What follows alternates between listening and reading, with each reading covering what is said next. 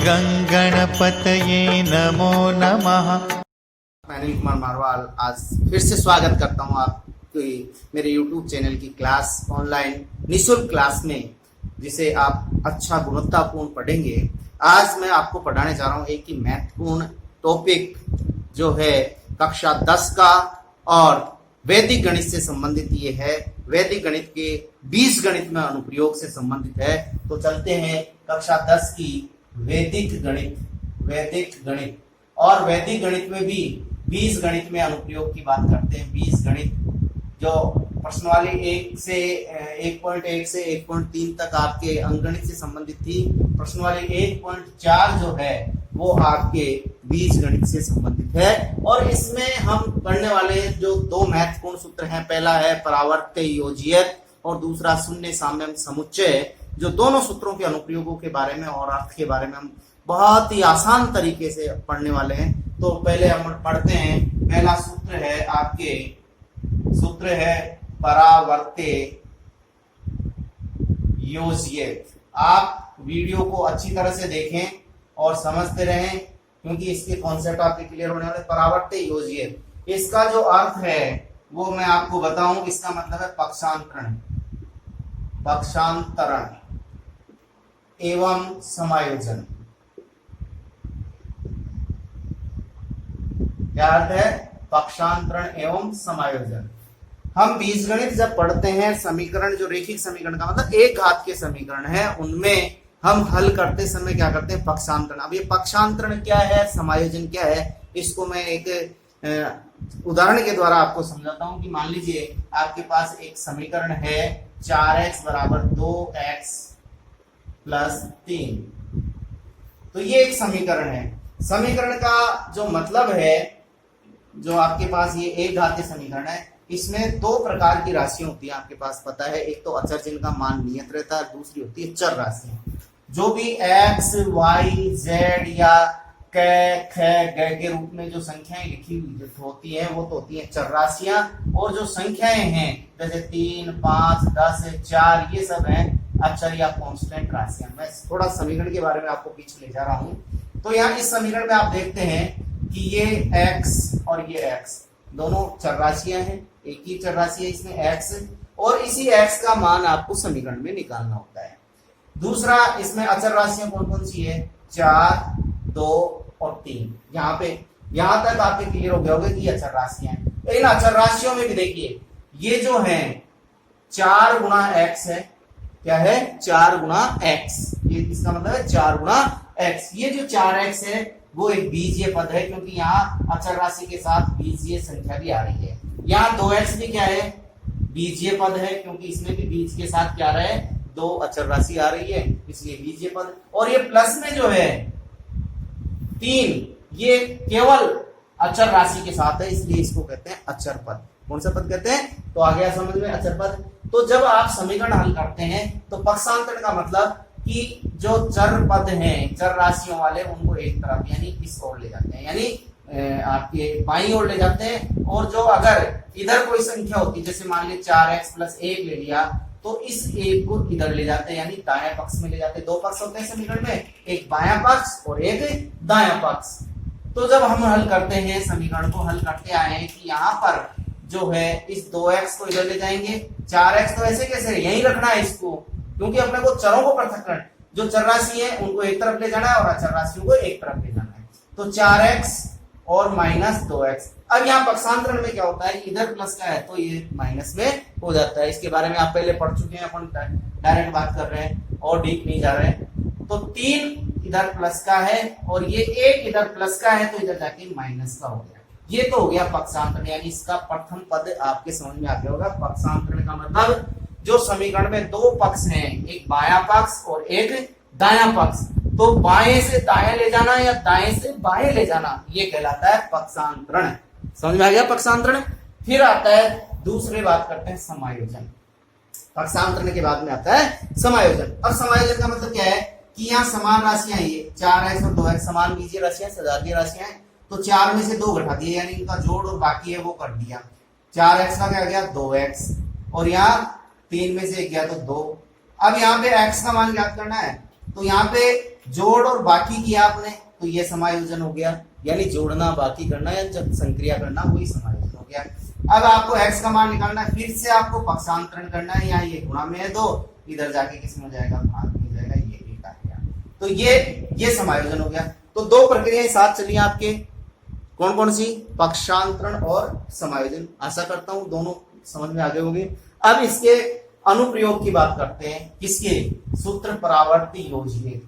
कौन सा, सूत्र परावर्त योजित। इसका प्रथम जो अनुप्रयोग है वो किस प्रकार के समीकरणों के लिए है, प्रथम अनुप्रयोग, यदि आपके पास समीकरण इस रूप का है, किस रूप का, ax प्लस बी, यहां समझ में आ रहा होगा, a क्या है, अचर राशि है, ध्यान रखिए, अगर a b c और x y z इनमें गुणा में अगर आए तो ये तो चर राशि के रूप में परिभाषित होंगी, ये अचर राशि के रूप में परिभाषित होंगी। तो यहाँ पे a कोई चर राशि है, अचर राशि है, x चर राशि है, b कोई अचर पद हो गया, बराबर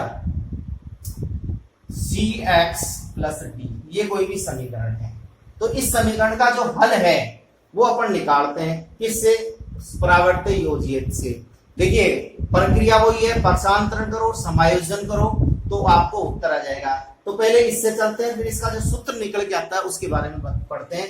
तो यहाँ देखिए, यदि ये दे रखा है तो इसका सूत्र क्या निकल के आएगा वो देखते हैं। अब मैंने अभी थोड़ी देर पहले बताया कि इस cx को तो इधर ले जाओ और इस b को इधर ले जाओ, तो यहाँ पे क्या आ गया, ax माइनस cx बराबर, यहाँ d है और यहाँ प्लस है तो ये माइनस b हो गया। ध्यान रखिए अगर यहाँ माइनस आएगा तो यहाँ प्लस आ जाएगा।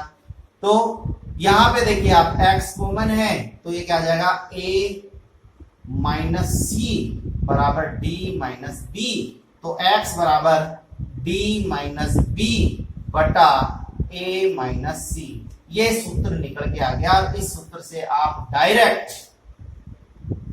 क्या x का मान निकाल सकते हैं। देखिए आगे हम समझ में, ये अपन ने निकाला है, बुक में बिल्कुल सीधा दे रखा है। यहाँ पे कैसे निकाला अपन ने हल, देखिए अब इसको समझिए। ये तो पक्षांतरण और समायोजन से हमने सूत्र बना लिया, और यही सूत्र है अगर इस रूप का समीकरण है, किस रूप का, ax प्लस बी बराबर cx प्लस डी, इस रूप का समीकरण है अपने पास, इसको मैं दबा ले रहा हूं। तो आपको x का मान जो निकालना है, सीधा कैसे निकालेंगे, जो इधर वाला मान है यानी दाएं पक्ष का अचर पद, फिर उसमें से कौन सा घटा देंगे, बाएं पक्ष का। ध्यान रखना अगर यहाँ माइनस है तो यहाँ प्लस हो जाएगा। क्या किया आपने, ये अचर पद कौन सा, दाएं पक्ष का, उसमें से कौन सा घटा दिया, बाएं पक्ष का।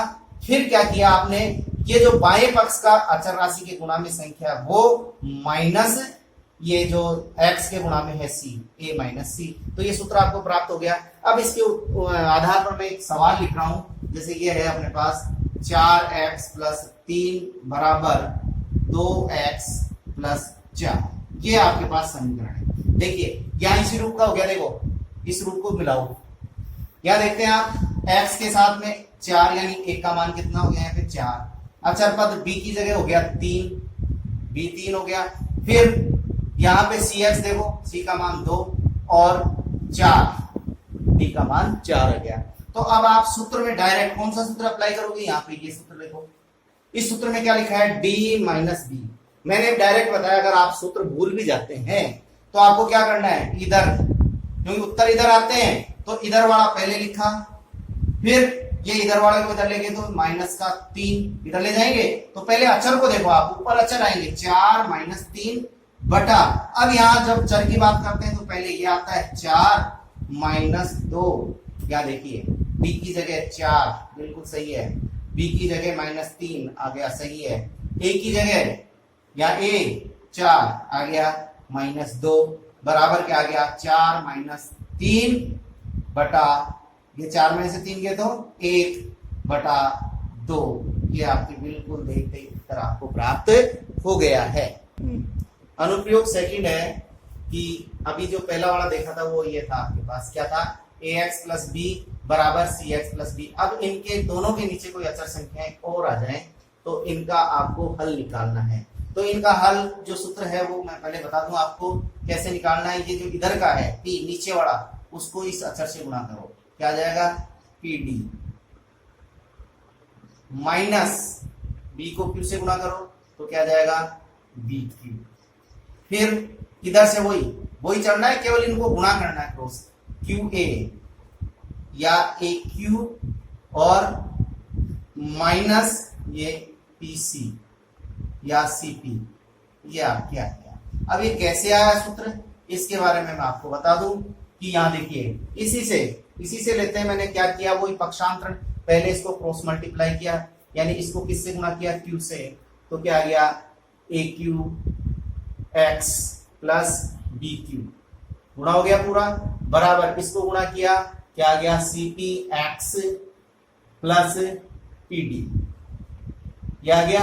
फिर वही पक्षांतरण इधर ले गए, इसको इधर ले गए, तो आपके पास क्या आ गया A Q X minus C P X बराबर P D minus B Q, क्योंकि यहाँ प्लस में है, इधर जाके माइनस में हो गया, एक्स कॉमन आ गया, तो क्या बच गया A Q minus C P बराबर P D minus B Q. क्या करना है, इसको पक्षांतरण करना है, नीचे ले जाना, तो x बराबर क्या हो गया P D minus B Q upon A Q minus C P. जो पहले वाला सूत्र था उसमें और इसमें क्या अंतर है, देखिए पहले बी और क्यू, पी और क्यू को हटा दें तो देखिए डी माइनस बी और ए माइनस सी आ रहा था केवल। अब यहाँ पे उल्टा मल्टीप्लाई करो, देखो कैसे कि डी को तो किससे करो, पी से, और सी को भी पी से, सी को और पी को बी से मल्टीप्लाई किया, और क्यू को ए से और बी को भी क्यू से मल्टीप्लाई करके यहाँ पे ये समीकरण आ गया, पहले वाले से ही रिलेटेड है। अब इसके संबंधित हल लिखता हूं, मैं एक एग्जांपल लेता हूं। इसका example 3x plus 4 upon 5 equals to 2x plus 1 upon 3।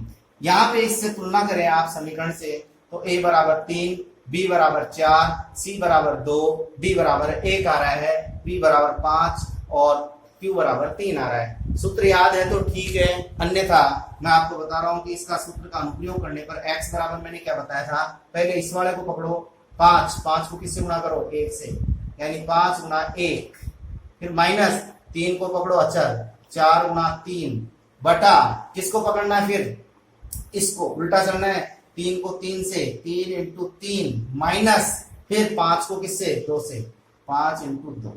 समझ में आया होगा, एक बार फिर से देखिए आप क्या करना है, आपको सूत्र याद है तो ठीक है, अन्यथा आपको क्या करना है, पहले p को किससे गुणा करना है, इस अचर राशि 1 से, तो 5 गुणा 1 माइनस इस 3 को इस अचर राशि से, ये और ये, ठीक है, गुणा करके घटा दिया। फिर जब आप नीचे चलेंगे तो नीचे उल्टा चलेंगे, यानी इस 3 को 3 से और 5 को 2 से गुणा किया, हल किया, 5 एकम 5 माइनस 4 किया 12 बटा 3 किया 9 माइनस 10, 5 में से 12 गए तो माइनस के 7 बचते हैं, और 9 में से 10 गए तो माइनस का 1, तो 7 एकम 7 ही आपके आंसर आ गए। आशा करता हूँ समझ में आ रहा होगा। तृतीय अनुप्रयोग इस प्रकार के समीकरण में जहाँ x plus A X plus B X plus C into X plus D, इस रूप का समीकरण आपके पास है। ध्यान रखिए ये एक घातीय एक घात है, x x में लग तो 2 घात का रहा है, लेकिन यहाँ x x x x यानी x के गुणा में कुछ भी नहीं है, यानी x का गुणांक 1 है, ये ध्यान रखना है। इसलिए ये द्विघात नहीं होगी, एक घात का समीकरण होगा। जब आप प्रश्न वाली जो आगे 3 4 जो पढ़ेंगे द्विघात, उसमें भी ऐसा आएगा कि ये एक घात है द्विघात है। जब x का गुणांक समान होता है या 2 2 2 2 आ जाए तो भी ये एक घात का होगा।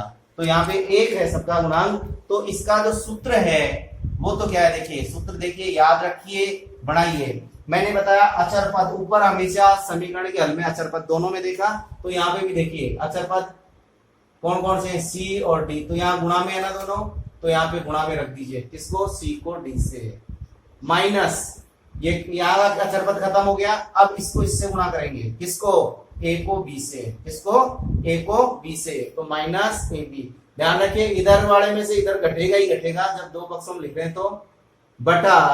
अब क्या करना है आपको, क्योंकि यहाँ x x x सबका गुणांक क्या है, 1 है, तो यहाँ पे इन दोनों को जोड़ के लिख दीजिए, किसको, a प्लस बी, ये तो प्लस में हो जाएगा इधर वाला, नीचे हमेशा इधर वाला प्लस में आता है, ऊपर ये वाला प्लस में आता है, माइनस ये c और माइनस d। ये इस प्रकार से आपके सूत्र प्राप्त हुआ। अब इस सूत्र की उत्पत्ति कैसे हुई, ये आप बिल्कुल पक्षांतर समायोजन से आप देख सकते हैं। मैं लिख रहा हूं, देखिए x plus A X plus A into X plus B is equals to X plus C into X plus D. सबसे पहले क्या करना होता है, अपने को गुणा करना होता है। अब ये यहाँ दो कॉन्सेप्ट आपके मैं क्लियर कर रहा हूं कि ये ऐसा समीकरण है, तो इसके जो दोनों गुणनखंड है ये गुणनखंड कहलाते हैं, इनको गुणा करें और गुणा करने के बाद में ये समीकरण जो मूल है वो किस रूप में आता है, दिखता द्विघात है, क्योंकि एक्स को एक्स से गुणा करेंगे एक्स स्क्वायर आएगा, लेकिन यह गुणांक समान होने पर एक घाती होगा। देखो सबसे पहले इस एक्स को एक्स से गुणा करते हैं, गुणा करने का तरीका आपको पता ही है, एक्स स्क्वायर, ए को एक्स से गुणा करेंगे ए एक्स हो गया, पहले एक्स की कहानी खत्म, फिर बी की कहानी चालू करते हैं अपन। तो बी को एक्स से गुणा किया बी एक्स, फिर बी को ए से गुणा किया तो ए बी, फिर ऐसे ही इधर गुणा होगा, तो यहां से कहानी चालू करते हैं एक्स से, तो एक्स को एक्स से गुणा किया एक्स स्क्वायर, एक्स को सी से मल्टीप्लाई करेंगे सी एक्स, डी को एक्स से गुणा करेंगे तो डी एक्स, और सी को डी से गुणा करेंगे तो सी डी। क्या बताया था मैंने, पक्षांतरण में अचर पद यहाँ दो ही प्राप्त हो रहे हैं अपने को, एक तो सी डी और एक यहाँ पे ए बी, बाकी सबको बाईं ओर खींच लाओ।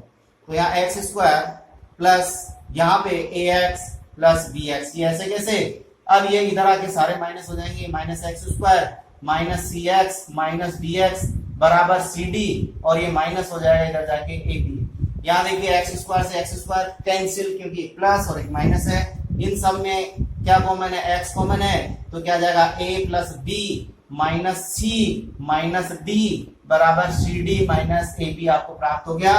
तो एक्स बराबर आपको प्राप्त हो गया क्या, C D minus A B upon A plus B minus C minus D, ये आपको सूत्र प्राप्त हो गया। ये सूत्र प्राप्त करना है, आपको याद ये रखना है, समझना है, याद क्या रखना है, समझना है कि इसके डायरेक्ट आपको मौखिक हल करने हैं। जैसे मैं आप उदाहरण दिख रहा हूं, समीकरण जैसे x plus A into X plus 2, देखिए x केवल x है, x की जगह y आ सकता है, p क्या आ सकता है, कुछ भी आ सकता है, बराबर x plus 3 into X plus 4। सूत्र याद है तो अच्छी बात है, नहीं तो मैंने बताया, क्या बताया, x बराबर बिल्कुल देखिए इधर वाले अचर पदों को गुणा कीजिए, किस किस को, 3 गुणा 4 यानी 12 आ गया होगा, माइनस मौखिक हल करना है, माइनस 1 को 2 से गुणा किया, 2 एकम 2 बटा, मैंने क्या बताया, इधर वाले जोड़ दो, दोनों को जोड़ दो, यहाँ ऊपर तो गुणा किया आपने। देखिए इसका दूसरा तरीका और बताऊंगा मैं अभी, 1 प्लस 2 और ये माइनस में माइनस 3 और माइनस 4, 12 में से दोगे तो 10 हो गए, और यहाँ पर क्या किया, 2 1 3, 3 में से 3 गए तो 0, क्या आ गया माइनस 4 बराबर काटेंगे तो 5 बटा माइनस 2 या माइनस 5 बटा 2, ये उत्तर आ गए। यहाँ देखिए आप देखेंगे कि यहाँ सी इंटू डी आ रहा है, फिर माइनस ए बी आ रहा है, यानी ए और बी का गुणा आ रहा है, यहाँ पे सी और डी का, यहाँ ए और बी को क्या करेंगे, प्लस करेंगे, फिर घटाएंगे किसको, सी प्लस डी यानी माइनस सी माइनस डी को। एक और एग्जांपल मैं इसका देता हूं, x plus 3 into X plus 5 बराबर x minus 2 into x minus या प्लस कुछ भी ले लें अपन, 1 ले लेता हूं। तो यहाँ पे देखिए थोड़ा सा यहाँ परिवर्तन मैंने किया है, प्लस की जगह माइनस ले लिया, तो जब माइनस लेते हैं तो जो संख्या है वो माइनस है, मैंने क्या बताया था, सी और डी को गुणा करेंगे, तो माइनस 2 को माइनस 1 से गुणा करेंगे तो क्या आ जाएगा, 2 ही आ जाएगा, क्या जाएगा, माइनस माइनस प्लस हो गए। फिर किसको गुणा करेंगे, 3 और 5 को गुणा करेंगे तो माइनस 5 दिया 15 आ गए। अब क्या करेंगे, ए और बी को जोड़ेंगे, तो 3 और 5 को जोड़ेंगे, 3 प्लस 5 और माइनस सी, तो ये पहले से माइनस है तो ये प्लस 2 हो गया, और ये माइनस 1 पहले से माइनस है तो माइनस माइनस ये प्लस हो गया, 2 में से 15 गए तो माइनस के 13 बटा 5 3 8, तो 10 और 1 11, तो यह उत्तर आ गया माइनस 13 बटा 11। तो माइनस आ जाए तो घबराने की जरूरत नहीं है, उसके आगे माइनस लिख दीजिए। चतुर्थ अनुप्रयोग है आपके समीकरण इस रूप में है कि m upon X plus A plus N upon X plus B बराबर 0। यहाँ देखिए ये समीकरण भी द्विघात के रूप का लगता है, लेकिन है ये घाती, अपन बात करेंगे। इससे पहले इसका जो सूत्र है वो देखते हैं। इसका सूत्र होगा x बराबर माइनस एम बी, देखिए ध्यान रखिए माइनस बाहर है, m इंटू बी, या देखिए ये वही क्रॉस, फिर मैंने बताया था कि अक्षर पहले, फिर N A minus A N, sorry plus A N upon M plus N, बस ये सूत्र हो गया। क्या करना आपको, पहले वाली जो ऊपर वाली अचर संख्या को b से, a को n से गुणा करके जोड़ना है और नीचे m और n को जोड़ना है। सूत्र की व्युत्पत्ति अपन करते हैं तो देखिए कैसे आ जाएगा। ये तो याद रखना है किताब से, इसको मैं बता दे रहा हूं खोल के। तो m upon x plus a plus n upon x plus b बराबर 0 है। तो आपको जब लघुत्तम लेते हैं, एलसीएम लेते हैं, एलसीएम लेना आपको आता है इन दोनों का गुणनफल, यानी x plus a into X plus B, ये एलसीएम आ जाता है। जब अपन पहले इसका भाग देते हैं इसमें तो ये तो कट जाता है, क्या बचा x प्लस बी, तो ये m से गुणा होगा क्या x plus B plus x plus a, यहाँ पे x प्लस बी कट जाएगा, इसका भाग दूंगा तो x प्लस a बचेगा, उसको n से गुणा करना है, n into X plus a और बराबर 0। इसको पूरे को गुणा करूंगा मैं 0, वैसे द्विघात आएगा लेकिन 0 से गुणा होते ही ये क्या हो जाएगा 0 हो जाएगा। तो अपने पास बचा क्या m into X plus B plus n into X plus a बराबर ये पूरा 0 हो गया। तो यहाँ गुणा करूंगा तो mx plus mb plus nx और प्लस na बराबर 0। यहाँ दोनों में x कॉमन है तो क्या बचा m बच गया, यहाँ पे बच गया n, और यहाँ पे देखिए ये कांस्टेंट जो नियत राशि है mb प्लस na बराबर 0। इस पूरे को वही यहाँ पक्षांतरण करेंगे तो पक्षांतरण में इसको ले जाएंगे तो माइनस हो जाएगा, क्योंकि 0 है, 0 माइनस 0 से तो माइनस हो जाएगा mb प्लस na, और ये x है तो ये m प्लस n क्या हो जाएगा, इसके बट्टा में चला जाएगा तो क्या हो जाएगा m प्लस n, और ये आपके सूत्र आ गया। तो क्या आ गया mb plus na, m plus n, ये सूत्र आपको याद रखना है। इससे रिलेटेड जो सवाल है मैं देख रहा हूँ 4 बटा x प्लस 2 प्लस, यहाँ पे ध्यान रखना अगर यहाँ माइनस आ जाए, क्या आ जाए माइनस आ जाए तो ये प्लस हो जाएगा और कोई फर्क नहीं पड़ेगा। 3 बटा x प्लस 2 बराबर 0, सॉरी तो क्या 5 कर देता हूँ उसको। तो x बराबर मैंने क्या बताया, सूत्र याद है तो ठीक है, अन्यथा mb है यानी इसको इससे मल्टीप्लाई किया 5 चौक 20, ब्रैकेट लगाया माइनस होगा ही होगा। 3 को 2 से गुणा किया 3 दूनी 6 बटा क्या जाएगा 4 और 3 दोनों को जोड़ के नीचे लिख दो, 4 और 3 7 बराबर कितने आ गए माइनस 26 बटा 7 उत्तर आ गए। और अपन देखते हैं एक और एग्जाम्पल अपन देखते हैं, 3 बटा x माइनस 1 प्लस 2 बटा x प्लस 2 बराबर 0। वही तरीका x बराबर क्या बताया मैंने, इसको इससे मल्टीप्लाई करो 3 दूनी 6 माइनस सॉरी प्लस, इसको इससे गुणा करेंगे तो यहाँ ये माइनस आ गया, तो माइनस आ गया तो माइनस के 2 हो गए, तो यहाँ माइनस के 2 ले लेंगे और नीचे दोनों को जोड़ के लिख दिया, यानी 3 प्लस 2 यानी माइनस, ठीक है बराबर क्या आ गया 4 बटा 5 माइनस का। और एक और एग्जांपल मैं इससे रिलेटेड दे दूं अलग तरीके का, तो आप देखिए मैं दे रहा हूं 3 बटा x प्लस 2 माइनस 2 बटा x प्लस 1 बराबर 0। जब इस प्रकार का समीकरण आ जाए, यहाँ माइनस आ गया तो आपको क्या करना है, यहाँ प्लस करके इसको माइनस ले लेना, बस और कोई नहीं करना। जहां पे भी आपके माइनस आ जाए तो उस संख्या को माइनस ले लीजिए, पहले प्लस कर दीजिए, तो वो x बराबर क्या हो जाएगा बताया था मैंने माइनस 3 एकम 3 और ये माइनस प्लस है तो ये माइनस हो जाएगा, माइनस क्या 4 2 इंटू माइनस 2 माइनस 4 और नीचे 3 और ये माइनस 2 कितना बच जाएगा 3 माइनस 2 हो जाएगा, क्योंकि प्लस का ये माइनस हो जाएगा और ये आ जाएगा माइनस इंटू माइनस 1 अपॉन 1 बराबर क्या आ गया 1 आ गया। इस प्रकार से ये आपके परावर्ती योजित जो है उसके चारों अनुप्रयोग आपको आसानी से समझ में आए होंगे, आशा करता हूं। अगर समझ में नहीं आए तो कमेंट बॉक्स में कमेंट जरूर करें। जा रहे हैं अगला सूत्र है शून्य साम्यम समुच्चय में। इसका मतलब है कि समुच्चय अगर समान होते हैं तो उसका मान शून्य होता है, मतलब दोनों पक्ष कौन से दायां और बायां पक्ष देखिएगा अगर समान है तो उनका मान शून्य होता है। ये शून्य साम्य समुच्चय सूत्र है। इसके अनुप्रयोग अपन पढ़ते हैं, इसके अर्थ पढ़ते हैं। प्रथम अर्थ की बात करते हैं तो पहले अर्थ में क्या है कि अगर x सर्वनिष्ठ गुणनखंड है, किसी एक आते समीकरण में x सर्वनिष्ठ है तो x बराबर क्या होगा 0। क्या होगा x बराबर 0। जैसे एक समीकरण में लिख रहा हूं 12x प्लस 7x बराबर 3x प्लस 2x।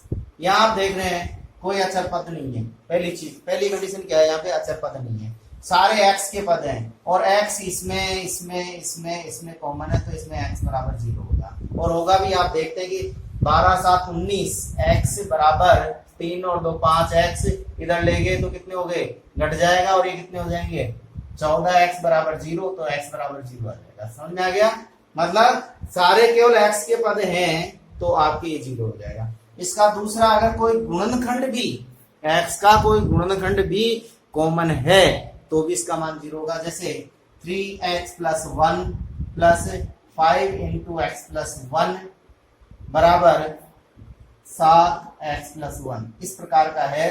तो इसमें कॉमन गुणनखंड क्या है, x + 1 x + 1 x + 1। तो यहाँ x 0 नहीं होगा, ध्यान रखना। ये जो गुणनखंड है, यहाँ x केवल x था इसलिए, तो x + 1 बराबर 0 हो जाएगा। ये गुणनखंड को 0, तो x का मान क्या आ जाएगा, -1 आ जाएगा आपके। ये पहला अनुप्रयोग है। अनुप्रयोग नंबर 2 की हम बात करते हैं। किसकी बात करते हैं, अनुप्रयोग 2 अनुप्रयोग है कि अगर दोनों पक्षों में किसी भी एक घातीय समीकरण में, अनुप्रयोग 2, अनुप्रयोग या अर्थ 2 या अर्थ नंबर 2 क्या है कि एक घातीय समीकरण है, कोई भी एक घातीय समीकरण में ये दोनों पक्षों में स्वतंत्र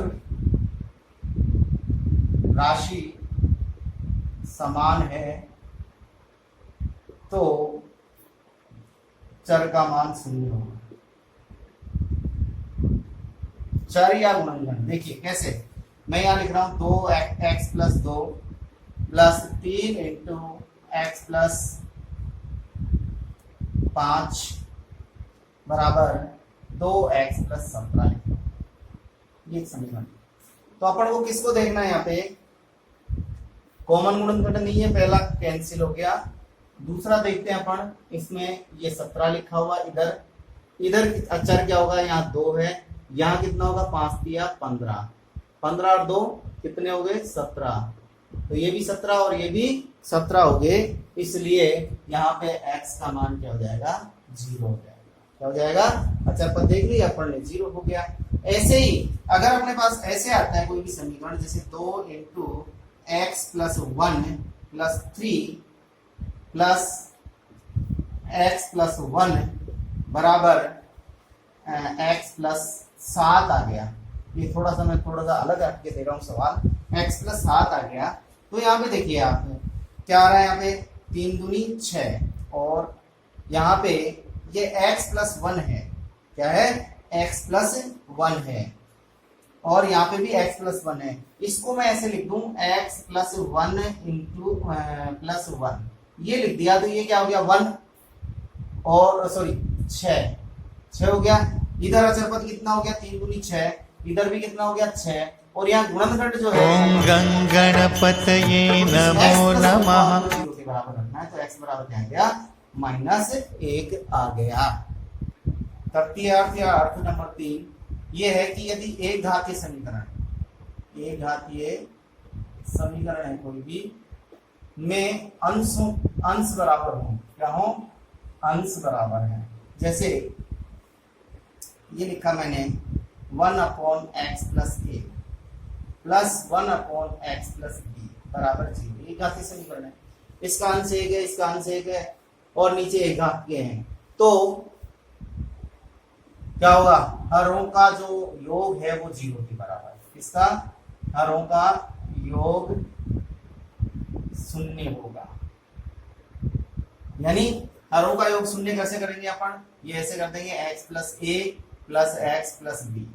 यहाँ पे देखिए ये और ये अंश, इसका भी 1 है, इसका भी 1 है, इसको 0 के बराबर रखेंगे, तो x और x कितने हो गए, 2x + a + b बराबर आपके क्या आ जाएगा, 2x बराबर क्या आ जाएगा, -a + b, x बराबर क्या आ जाएगा, -a + b बटा 2।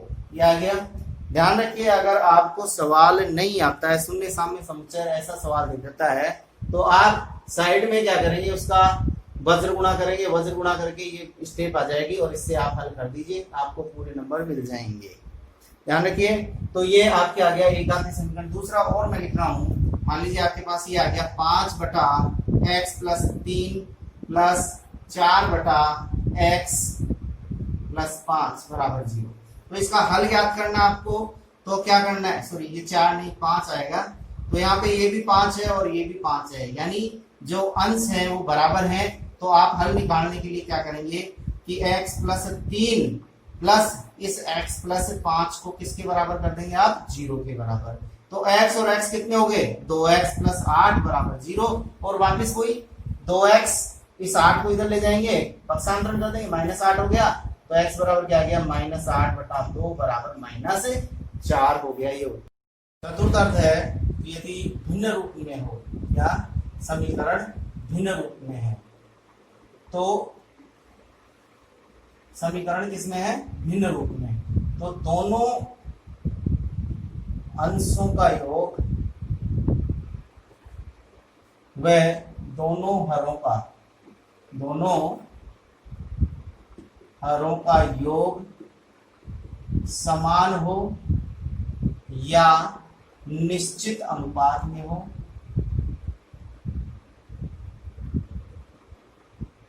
तो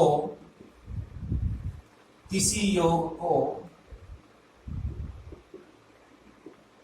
0 के बराबर रखकर उसे उस चर का मान ज्ञात किया जा सकता है। कैसे, देखिए भिन्न रूप का मतलब जैसे ये है 3x+2/5x+4 बराबर 5x+4/3x+2। ये कोई भी समीकरण है। इसमें आप देखते हैं कि दोनों के अंशों का योग निकालेंगे, दोनों के हरों का योग। भिन्न रूप तो है ही, आप देख रहे हैं दोनों पक्ष भिन्न रूप में है।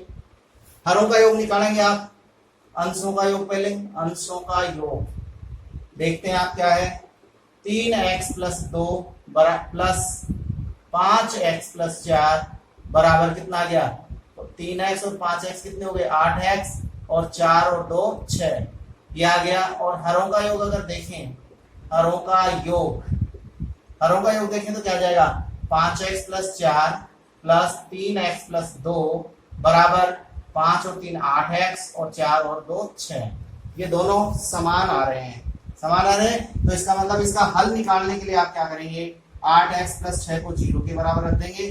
तो 8x बराबर क्या आ गया, -6 इधर लेंगे तो x बराबर क्या आ गया, -6/8 बराबर -3/4। ये आपके हल आपको प्राप्त हो गया है। इस सवाल में आप देख रहे हैं कि भिन्न रूप में है। पहली चीज देखिए, भिन्न रूप में है। अब आप अंशों को जोड़ते हैं, यानी अंशों का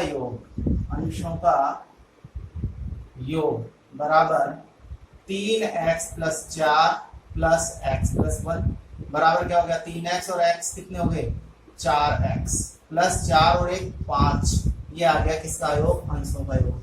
फिर लिखेंगे किसका, हरों का योग यानी 6x+7 प्लस ये इसका हर 2x+3। भिन्न देखना आपको, फिर अंशों को जोड़ के देखना और हरों को जोड़ के देखना है।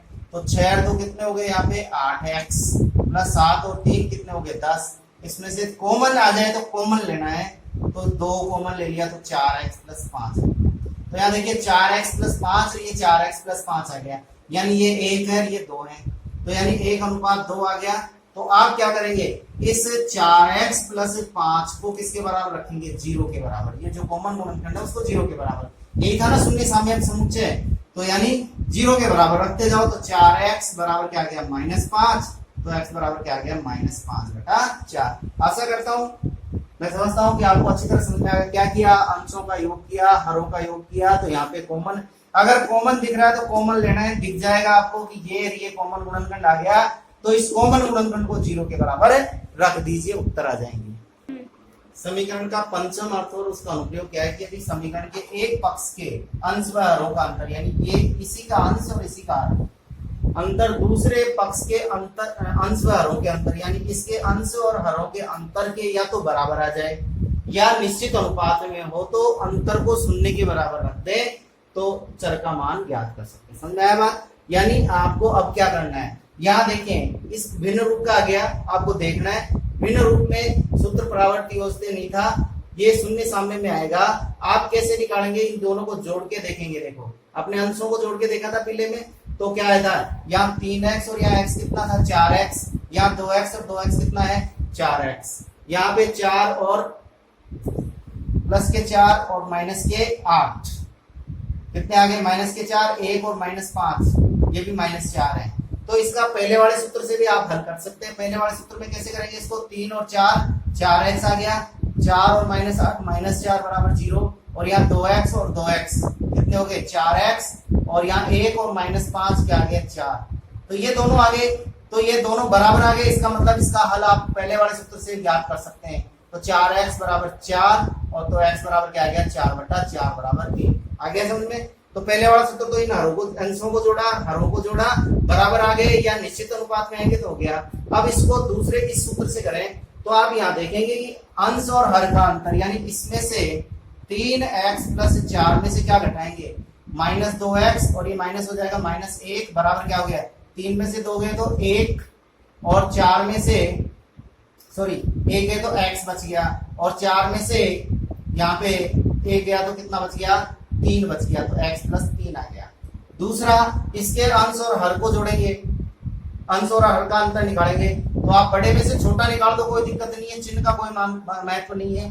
तो 2x + -5, ये -5 है।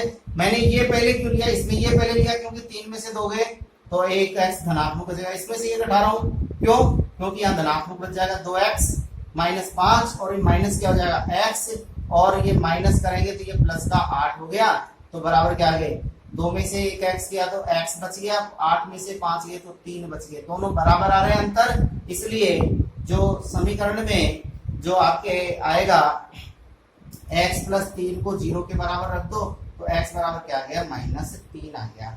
यहाँ ध्यान रखिए कि अभी अपने x का मान 1 आया, यहाँ -3 आ रहा है, ऐसा क्यों है, तो ऐसा इसलिए है कि ये जो समीकरण है वो एक घात या नहीं होकर 2 घात का है, इसलिए दोनों हल आ गए। दोनों तरीकों से किया, 2 अलग अलग आ गए तो 2 हल आ गए। कैसे आए देखो, द्विघात कैसे है कि 3 को 2 से गुणा करूंगा तो 3 दूनी 6x², यहाँ 2x² यानी 4x² बच रहा है, इसलिए ये समीकरण द्विघात हो गया। इसलिए मैंने इसको दोनों तरीकों से बताया। दोनों हल क्या होंगे, -3 और 1, दोनों जो पहले वाले तरीके से आए थे। यहाँ पे हम बात करें तो यहाँ पे भी वही अंतर देख लें, पहले योग करके देखें, अगर योग समान आता है तो पहले वाले से भी हो सकता है। तो यहाँ पे देखिए कितना हो गया, 3 और 1 4x, इधर 3 और 2 5x, तो पहले वाला फार्मूला नहीं लगेगा, आंसर वाला। अब अंतर करते हैं तो पहले इसका अंतर करते हैं, यानी 3x - 2 में से क्या घटाएंगे -x + 8 बराबर 0, सॉरी 0 क्या बराबर 3 में से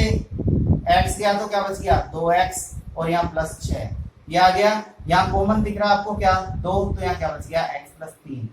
फिर क्या करूंगा, इसका अंतर निकालूंगा तो क्या आ जाएगा 3x + 4 - 2x - 1 बराबर क्या आ गया, 3 में से 2 गए तो x बच गया, 4 में से 1 गया तो 3 बच गया, x + 3। तो यहाँ देखिए x + 3 और x + 3 आ गया, निश्चित अनुपात आ गया। कौन सा अनुपात आ गया, 2:1 आ गया।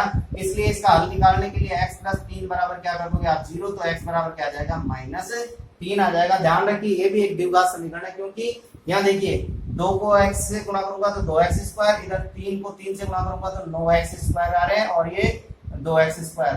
एक घात होने के लिए दोनों बराबर होने चाहिए, यानी 9 ये भी 9 आना चाहिए, या 2 या ये 2 आना चाहिए, लेकिन यहाँ अलग अलग है, इसलिए द्विघात समीकरण है। तो आपको आशा करता हूँ कि समझ में आ गया होगा। सूत्र का षष्ठ अर्थ और अनुप्रयोग की बात करते हैं तो यहाँ पे देखिए कोई भी समीकरण दे रखे हैं तो 2 पद हैं, पहला पद और दूसरा पद। बाएं पक्ष में भी पहला पद और दूसरा पद, यानी प्रत्येक पद में 2 पक्ष में 2 पद, ये 2 पद और इधर भी 2 पद हैं, और प्रत्येक पद में अंश समान है, ये अंश समान है, 1 1 1 1 है, यहाँ 2 2 2 2 भी आ सकता है, 3 3 3 भी आ सकता है, यानी यहाँ पे ऊपर वाली संख्या समान होनी चाहिए, चाहे वो कुछ भी हो, 1 के अलावा 1 हो चाहे 1 के अलावा। और यहाँ हरों को जोड़ दें, इन हरों का अगर योग समान आता है तो इन हरों के योग के बराबर उत्तर प्राप्त कर सकते हैं। तो यहाँ देखिए पहले बाएं पक्ष के हरों का बाएं पक्ष में देखें तो हरों का योग यानी x plus 7 plus x plus 9 बराबर x और x कितने हो गए 2x प्लस 9 7 16। यहाँ पे देखें दाएं पक्ष की बात करें तो दाएं पक्ष में क्या आ जाएगा आपके x plus 6 plus x plus 10 बराबर कितना हो गया 2x प्लस 16। यानी दोनों बराबर आ रहे हैं, दोनों बराबर आ रहे हैं। इसका मतलब आप इस योग को 0 के बराबर रख दो, यानी ये जो योग आया इसको 0 के बराबर रख दो तो आपको उत्तर आ जाएंगे। तो 2x बराबर क्या आ गया माइनस का 16, तो x बराबर क्या आ गया माइनस का 16 बटा 2 बराबर के माइनस के 8। ये उत्तर आ गया, समझ में आ गया होगा। देखिए दो पदों में हरों का योग बराबर और ये अंश का जो है मान वो समान हो तो आपके हरों के योग को 0 के बराबर रख दो, उत्तर आ जाएंगे। इसी पर आधारित एग्जाम्पल नंबर मैं 2 लेता हूँ। 1/x plus 1 minus 1/x plus 2 बराबर 1/x plus 3 minus 1/x plus 4। सबसे पहले आपको क्या काम करना है कि ये जो मान है कौन सा, ये माइनस है, इसको इधर ले जाओ और इस माइनस को उधर ले जाओ। तो यानी 1/x प्लस 1, क्योंकि प्लस वाला सूत्र अपन ने फाइंड किया था 1/x प्लस 4 बराबर 1/x plus 3 plus 1/x plus 2। तो यहाँ देखिए यहाँ 1 1 1 1 हो गया, इनको जोड़ो आप और इनको जोड़ो। जब ऊपर 1 दिख जाए तो जोड़ दो, चाहे एक पक्ष का हो चाहे तीसरा अर्थ अपन ने पढ़ा था उसमें भी क्या किया था, अपने 2 पद फिर यहाँ शून्य था तो भी अपन ने हरों को किसके बराबर किया था 0 के बराबर। तो यहाँ पे कितना हो गया x plus 1 plus x plus 4 बराबर कितना हो गया 2x प्लस 5 और यहाँ इनको जोड़ूंगा तो भी क्या जाएगा x प्लस 3 और x प्लस 2। ये किसका है दाएं पक्ष में, किसमें दाएं पक्ष, और ये सॉरी बाएं पक्ष का और ये दाएं पक्ष में बराबर कितना आ गया 2x प्लस 5, यानी दोनों बराबर आ रहे हैं इसलिए आप 2x प्लस 5 को किसके बराबर रख दोगे 0 के। तो 2x बराबर क्या आ जाएगा -5, तो x बराबर कितना आ जाएगा -5 बटा 2 और ये उत्तर आ गए। आशा करता हूँ कि ये एक टिपिकल मानते हैं लेकिन बहुत ही आसान जो है टॉपिक है आपको समझ में आ गया होगा, अच्छी तरह से समझ में आ गया होगा। वीडियो को लाइक सब्सक्राइब और शेयर जरूर करें। आशा करता हूँ कि आपको मेरी ऑनलाइन और निःशुल्क क्लास पसंद आ रही होगी, इसके लिए आप लाइक जरूर करें। धन्यवाद।